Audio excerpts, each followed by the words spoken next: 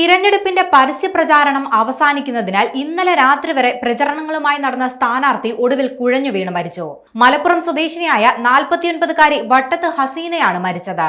തിരഞ്ഞെടുപ്പ് പ്രചരണം കഴിഞ്ഞ് വീട്ടിലെത്തിയ സ്ഥാനാർത്ഥി കുഴഞ്ഞു വീണ് മരിക്കുകയായിരുന്നു. എടക്കര മൂത്തേടം പഞ്ചായത്തിലെ പായമ്പടം 7-ാം വാർഡിൽ നിന്ന് മത്സരിക്കുന്ന UDF സ്ഥാനാർത്ഥിയായിരുന്നു വട്ടത്ത് ഹസീന. വിശ്രമമില്ലാത്ത ഓട്ടപ്പാച്ചിലിന്റെ നാളുകളായിരുന്നു തദ്ദേശ തിരഞ്ഞെടുപ്പ് സ്ഥാനാർത്ഥികൾക്ക് ഇന്നലെ വരെ. വിശ്രമമില്ലായ്മയെ തുടർന്ന് പലയിടത്തും സ്ഥാനാർത്ഥികൾ കുഴഞ്ഞു വീഴുന്ന അവസ്ഥയും ഉണ്ടായിരുന്നു. ആരോഗ്യം പോലും നോക്കാതെ തുടർച്ചയായി വോട്ട് തേടി നടന്നതിന് പിന്നാലെയായിരുന്നു ഹസീനയ്ക്കും ദേഹാസ്വാസ്ഥ്യം വന്ന് കുഴഞ്ഞു വീണത്.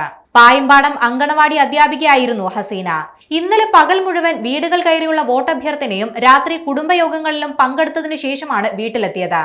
രാത്രി 11:15 വീട്ടിലെത്തിയ ഹസീനയ്ക്ക് നെഞ്ചുവേദന അനുഭവപ്പെടുകയായിരുന്നു. പിന്നാലെ ഹസീനയെ എടക്കരയിലെ സ്വകാര്യ ആശുപത്രിയിലേക്ക് കൊണ്ടുപോയി. എന്നാൽ ആശുപത്രിയിലേക്ക് എത്തിക്കുമ്പോഴേക്കും ഹസീന മരിച്ചിരുന്നു. അബ്ദുറഹിമാനാണ് മരിച്ച ഹസീനയുടെ ഭർത്താവ്.